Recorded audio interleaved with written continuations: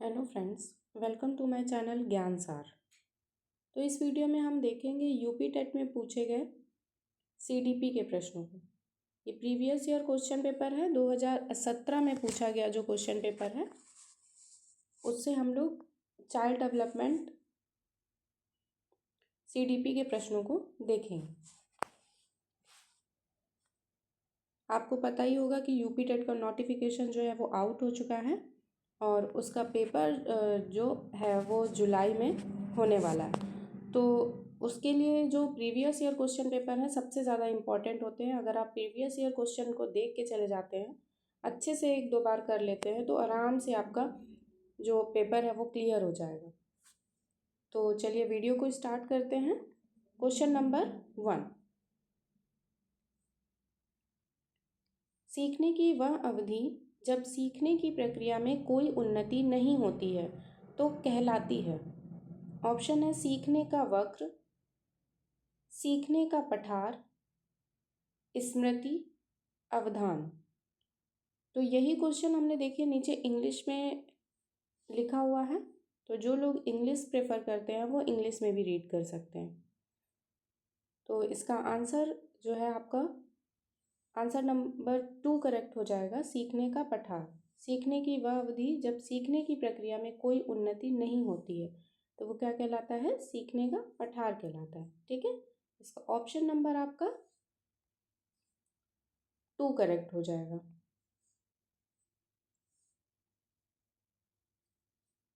Next question पे चलते हैं। क्वेश्चन नंबर 2, बुद्धि लब्धि निकालने का सूत्र है।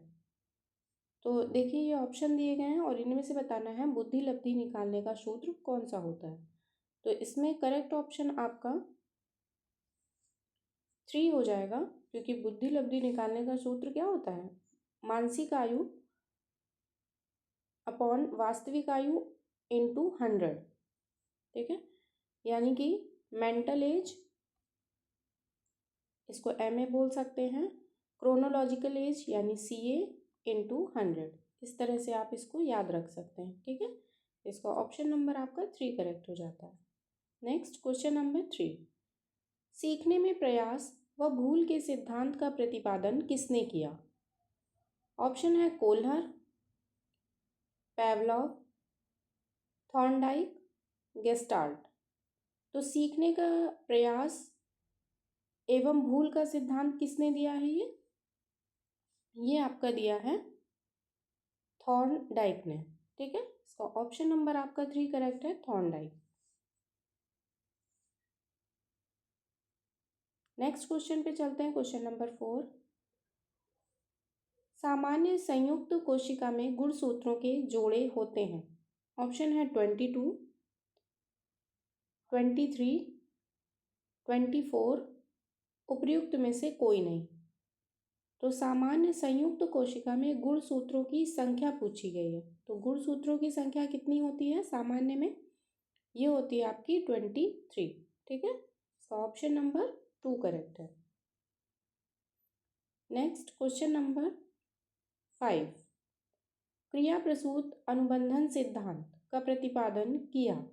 ऑप्शन है हल ने, थॉर्नडाइक ने, हेगार्टी ने, स्किनर ने।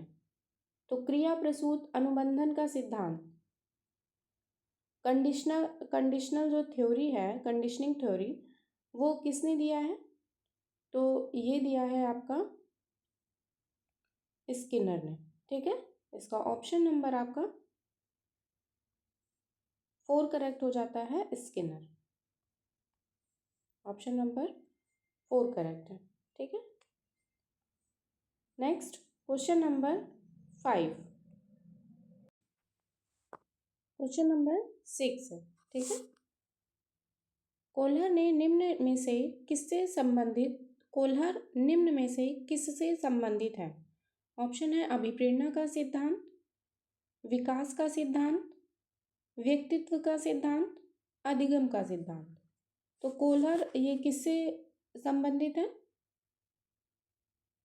ये संबंधित है अधिगम का सिद्धांत। ठीक है, इसका ऑप्शन नंबर 4 राइट है, अधिगम का सिद्धांत से संबंधित है कौन? कोल्हर, यानी थ्योरी ऑफ लर्निंग।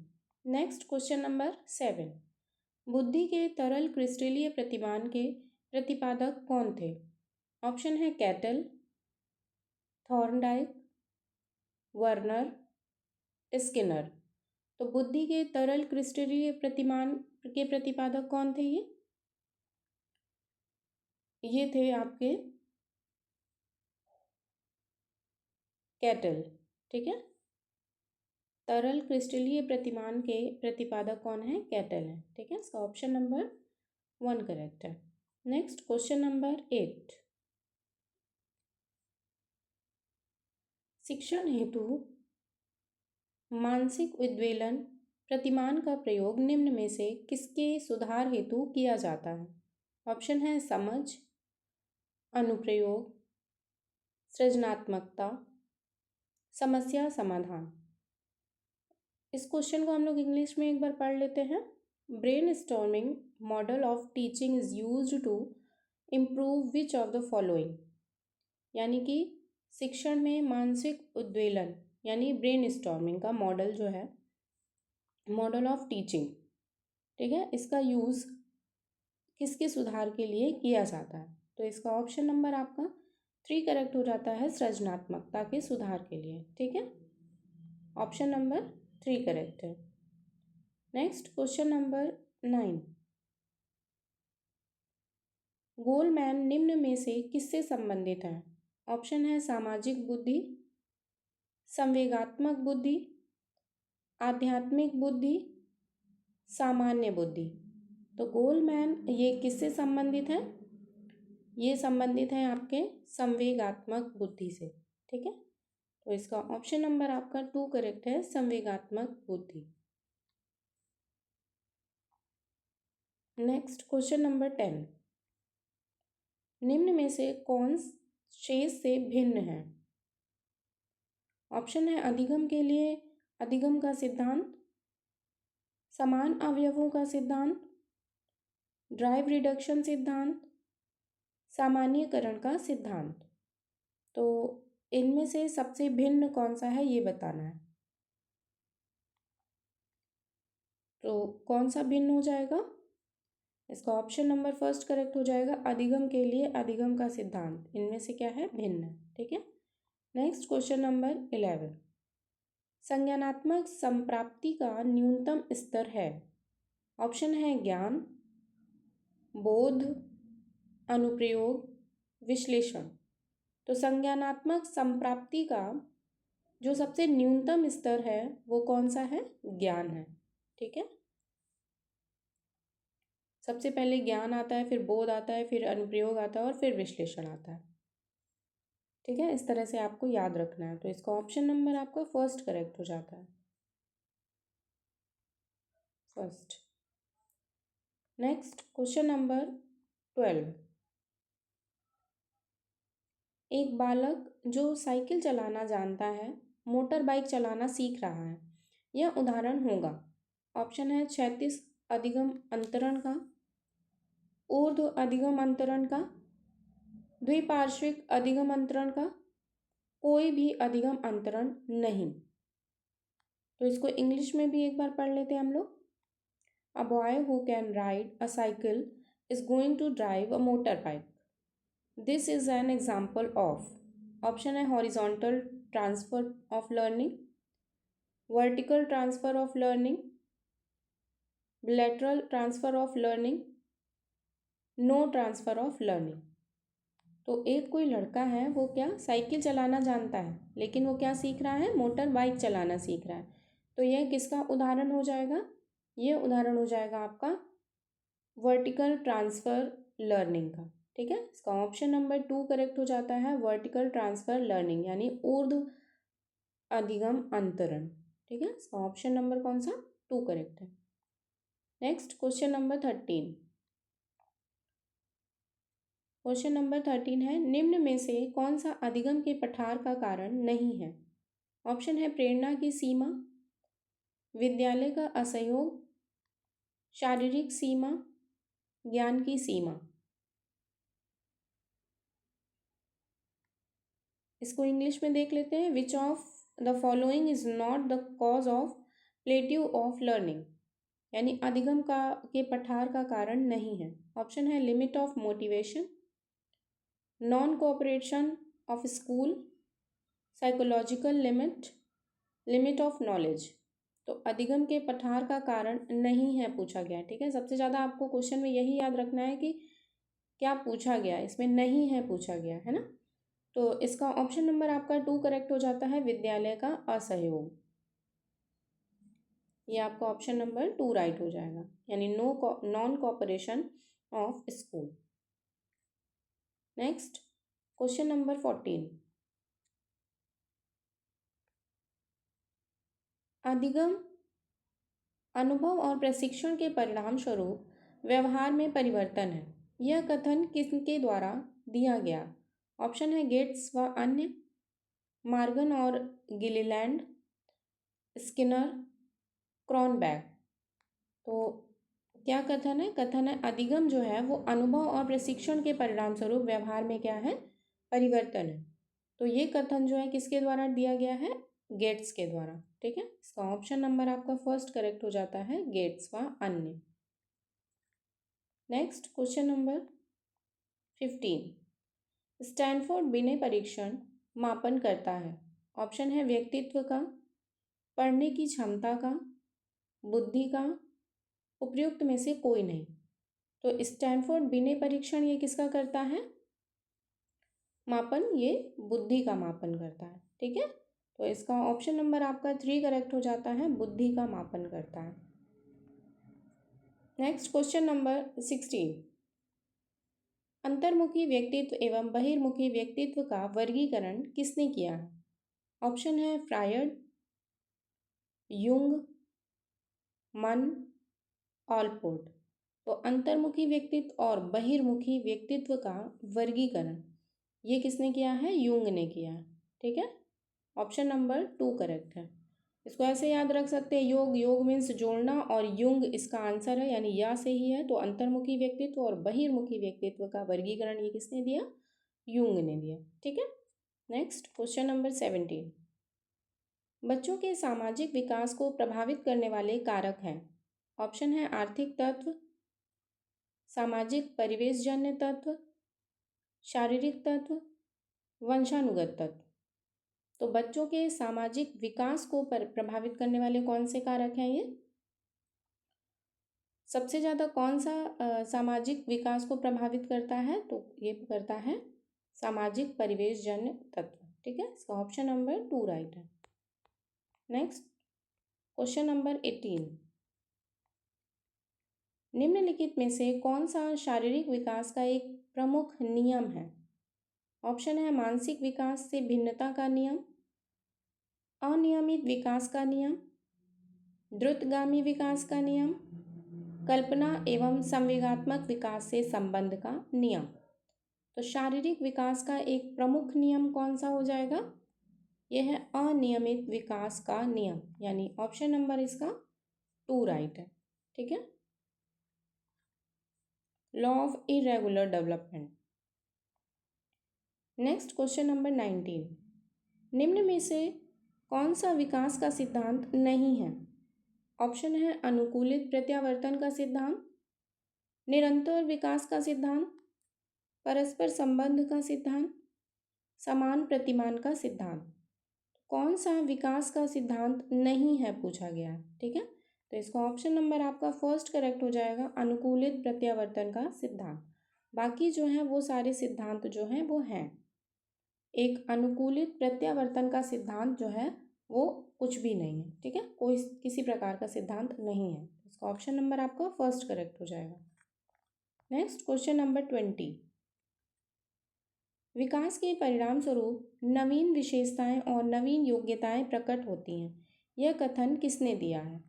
ऑप्शन है गैसेल, हरलॉक, मेरिडिथ, डगलस और हॉलैंड। तो विकास के परिणाम स्वरूप नवीन विशेषताएं और नवीन योग्यताएं प्रकट होती हैं, ये किसने दिया है? ये दिया है हरलॉक ने, ठीक है। इसका ऑप्शन नंबर आपका 2 राइट है, हरलॉक। नेक्स्ट क्वेश्चन नंबर 21, मूल मूल प्रवृत्तियों को 14 प्रकार से किसने वर्गीकृत किया है? ऑप्शन है ड्रेवर, मैकडूगल, थॉर्नडाइक, वुडवर्थ। तो मूल प्रवृत्तियों के 14 प्रकार के से किसने वर्गीकृत किया है? तो ये किया है आपके मैकडूगल ने।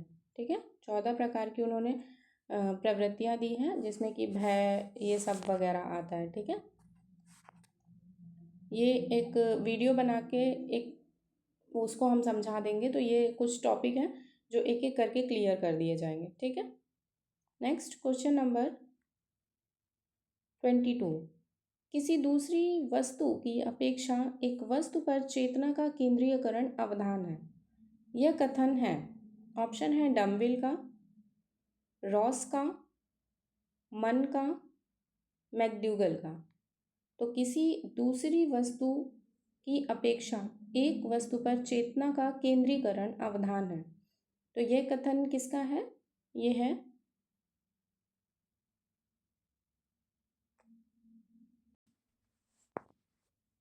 तो इसका ऑप्शन नंबर आपका फर्स्ट करेक्ट हो जाता है, डम्बिल। ठीक है, कौन सा फर्स्ट करेक्ट है?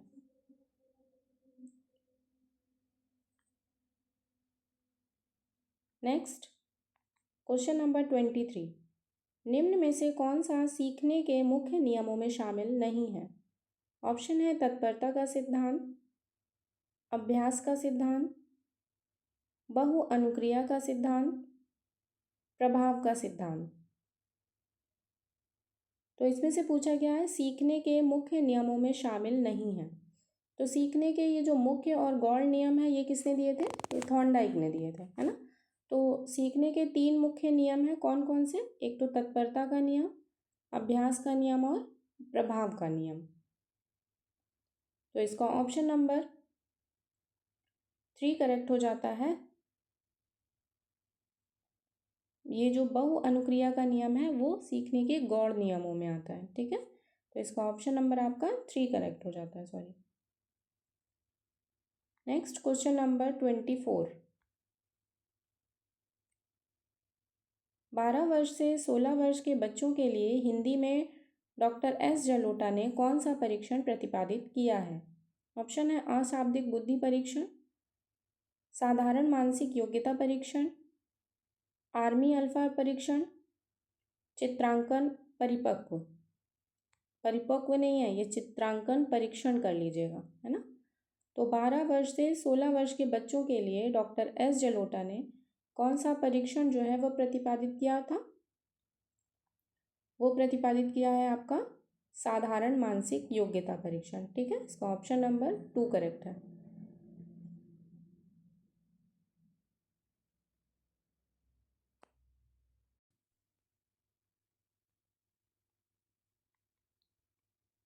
ठीक है, तो इसका ऑप्शन नंबर कौन सा? 2 करेक्ट हो जाता है। Next question number 25। बुद्धि के द्विकारक सिद्धांत का प्रतिपादन किसने किया? ऑप्शन है थॉर्नडाइक, स्पीयरमैन, वर्नर, स्टर्न। तो बुद्धि के द्विकारक सिद्धांत का प्रतिपादन पूछा गया है, तो ये किसने किया है? स्पीयरमैन ने। ये सभी को याद रखना है कि द्विकारक सिद्धांत, बुद्धि का कौन सा? द्विकारक सिद्धांत, इसका प्रतिपादन किसने किया है? स्पीयरमैन ने किया है। ठीक है, इसका ऑप्शन नंबर 2 राइट है। Next question number 26। निम्न में से कौन सा युग्म सही नहीं है? ऑप्शन है सीखने का उद्दीपक अनुक्रिया सिद्धांत थॉर्नडाइक, सीखने का क्रिया प्रसूत अनुबंधन सिद्धांत बीएफ स्किनर, सीखने का क्लासिकल सिद्धांत पावलोव, सीखने का समग्र सिद्धांत हल। तो इसमें से कौन सा युग्म जो है वो सही नहीं है पूछा गया है ना। तो इसका ऑप्शन नंबर आपका 4 करेक्ट हो जाता है, सीखने का समग्र सिद्धांत हल। तो सीखने का समग्र सिद्धांत ये हल ने नहीं दिया है ना, ये आपको याद रखना है। और बाकी जो 3 हैं वो किसने दिए हैं? वो इन लोगों ने एक दिए हैं। कौन कौन से? सीखने का द्वि उद्दीपक अनुक्रिया सिद्धांत थॉर्नडाइक का है, सीखने का क्रिया प्रसूत अनुबंधन सिद्धांत बीएफ स्किनर का है, और सीखने का क्लासिकल कंडीशनर जो सिद्धांत है वो पावलोव का है। बाकी आपका ऑप्शन नंबर 3 करेक्ट हो जाता, 4 करेक्ट हो जाता है, सॉरी। समग्र सिद्धांत ये किसी और ने दिया है, हल ने नहीं दिया। नेक्स्ट क्वेश्चन नंबर 27, इनमें से किनका नाम सुजनन शास्त्र के पिता से जुड़ा हुआ है? ऑप्शन है क्रो एवं क्रो, गाल्टन, रॉस, वुडवर्थ। तो सुजनन शास्त्र के पिता से जुड़ा हुआ किसका नाम है? ये जुड़ा हुआ है गाल्टन का। ठीक है, तो ऑप्शन नंबर आपका 2 करेक्ट हो जाता है, गाल्टन। नेक्स्ट क्वेश्चन नंबर 28, ग्रंथियों के आधार पर व्यक्तित्व के विभिन्न प्रकारों की चर्चा किसने की है? ऑप्शन है क्रेस्मर, युंग, कैनन, स्प्रेंजर।